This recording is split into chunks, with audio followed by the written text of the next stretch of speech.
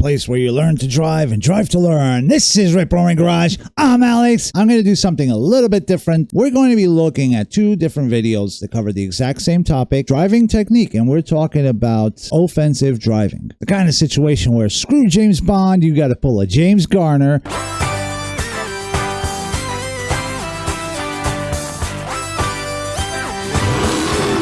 And yes, that is a Rockford Falls reference. Look it up if you don't know. Let's look at this. Of course, a Crown Vic.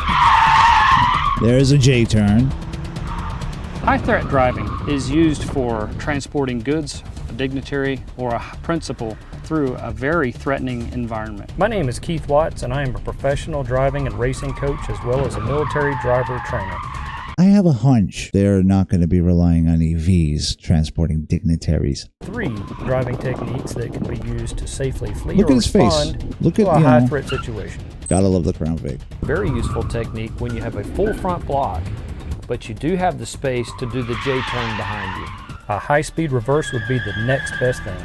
Okay, we're not going to go. High-speed reverse is kind of obvious. Okay, so you also got, the breach. A barricade breach would be a scenario where you don't have the time to back up, or you can't back up. You might even have multiple threats behind you. Pay attention a little bit the way he talks, his demeanor. That's going to be relevant. But you're already traveling in the forward direction, and you make the choice and the decision to ram through or barricade breach the vehicle that's blocking your lane. The second would be find the appropriate speed. Speed has to be lower than, say, 40 miles an hour. Otherwise, it's just going to be a big car crash. Typically, these are schools that will teach, again, military and whatnot. The point of this is, I want to compare this. So this is, I don't know this Insider Cars. I don't know this channel. But then I want to compare it to something that's on Wired. You'll get the feeling for the kind of dangerous. You don't need to tell somebody it's dangerous to commit assault. Don't do this to somebody else. Like any of this pit maneuver stuff and J-turns and high pit maneuver stuff. Speed backing. If you're using any of those skills, you've done something probably really silly or just gotten into a hornet's nest of trouble all of a sudden. Oh, golly gosh. You think? I don't know this show, this series. If something happens, you know you're capable of handling your vehicle and its occupants safely, and also being able to respond to other potential happenings depending on what sort of a mission you might be involved in. For the most part, the folks that we put through these types of courses here at the Rally School are with the United States and friendly governments, venturing into special operations folks. So this car is a Ford Crown Victoria. It makes a really excellent 99. training platform for us because it's representative of so many heavy American rear-wheel drive automatic vehicles. Really? How many of them are still on the road? That's representative. If you wanted to go that route, then you'd use a freaking crossover. It's cheap. There are a lot of them. They're cheap. Stop lying. This is the attitude. Whereas the previous, even the way they talk, not to be mean, but he's not the most handsome dude. Okay? I don't think I am either, but he's got the power stance. He's got the scowl. This guy means business. He's confident. He knows what he's talking about. He presents himself in a clean way, even though he's not clean shaven, but he's got a nice shirt. He's not, Bondurant Driving School, the famous one. PTC, never heard of him. Doesn't matter. He made a good impression. His Crown Vic that he's using is clean, which shows that he knows what the hell he's doing. And afterwards, the people that he instructs that will train on that car know what they're doing because the car's not bashed up. This car is all beat to crap. So either he doesn't know what the hell he's doing, or his students afterwards don't know what they're doing. These cars should not be bashed up. He's even got steel around the freaking bumpers That are commonly used by, security professionals. No security professional is using a Crown Vic anymore. They're just too old. Old things break. They're great cars, but now they're only in the realm of the enthusiast. Maybe a small little town might still have a cop car that's a Crown Vic. You see it a ton in action movies and TV shows and that kind of thing. It's not something that a lot of people are really going to use operationally overseas, especially if you're in, an armored SUV. Duh. No, it's going to flip over. If you're in a congested urban area, are you going to do a J-turn? No. Add a little bit of brake and you can get the car to snap around nice and quick. While it's rotating, engage drive, straighten the wheel and get out of there. The pit maneuver is basically a pursuit technique when you need the vehicle that is in front of you to either get out of your way or come to a stop. This guy just doesn't scream pro to me. if I want to send guys in a hairy situation, this isn't the guy I'm going to. Not to mention, okay, if you're going for the grungy, underground, dirty, whatever, he's too young for that. The other guy, he can pull it off better because we want experience.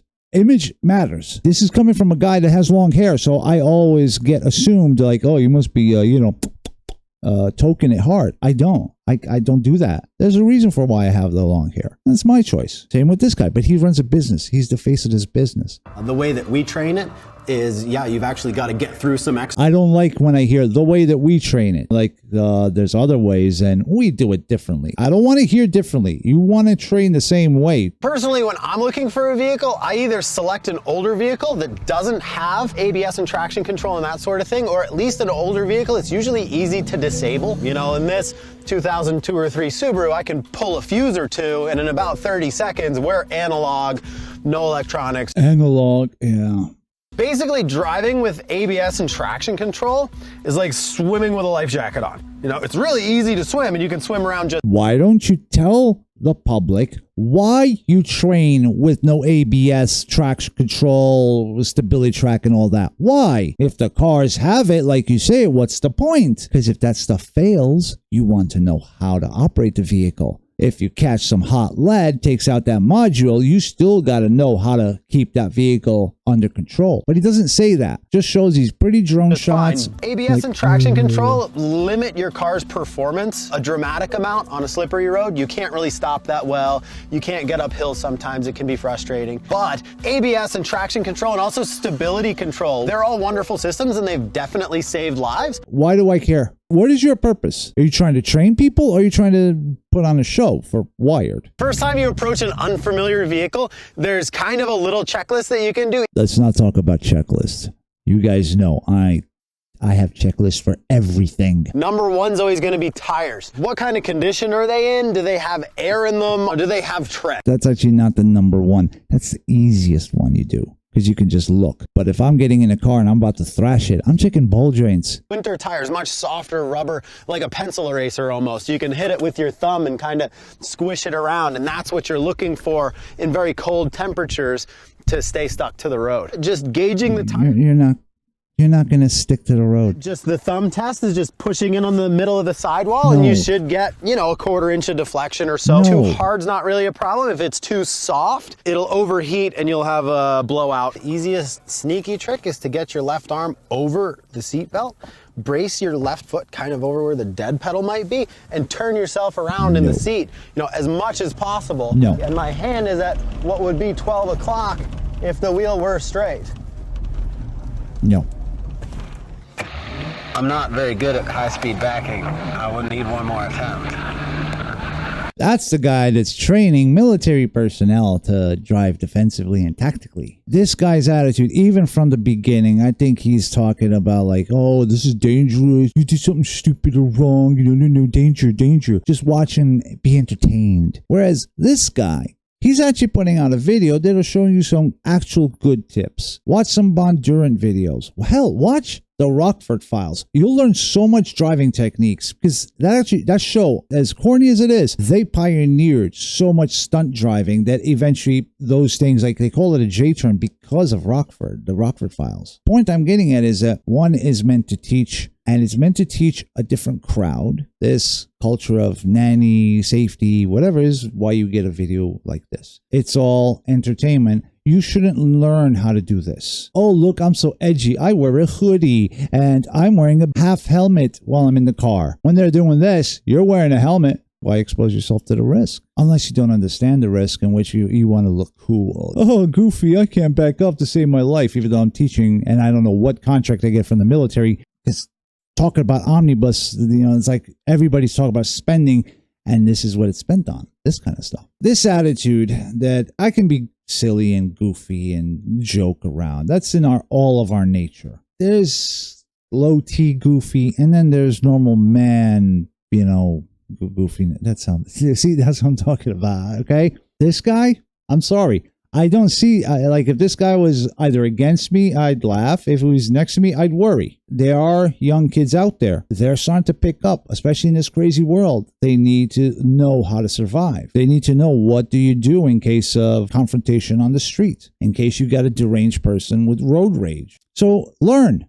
If you got kids, teach them. Don't just rely on the teachers teaching them. They're idiots too. Car Jesus wannabe talking about. Funny story, when I used to drive the bus, there's this bus company that only Hasidic Jews ride. That's like, they don't allow anybody else. Women on one side, men on the other. That's actually a good idea. It'll solve a lot of problems in our society. At night, you would wave. Waving meant you turn your signal on. Hey, how's it going? Or you turn your dome light on. At night, you can't tell what bus that is. If it's one of ours or one of another company, it's a courtesy. You do it to any bus. So I'm in the terminal and I'm sitting there and I got my hair tied back and I hear these Jewish bus drivers from Monzi Tours, for those of you in Rockland and North Jersey. You guys know them. Oh my God, I have problems. I need to pray. What is wrong? Oh, I saw Jesus. He was driving bus. Okay, I'm done. So this is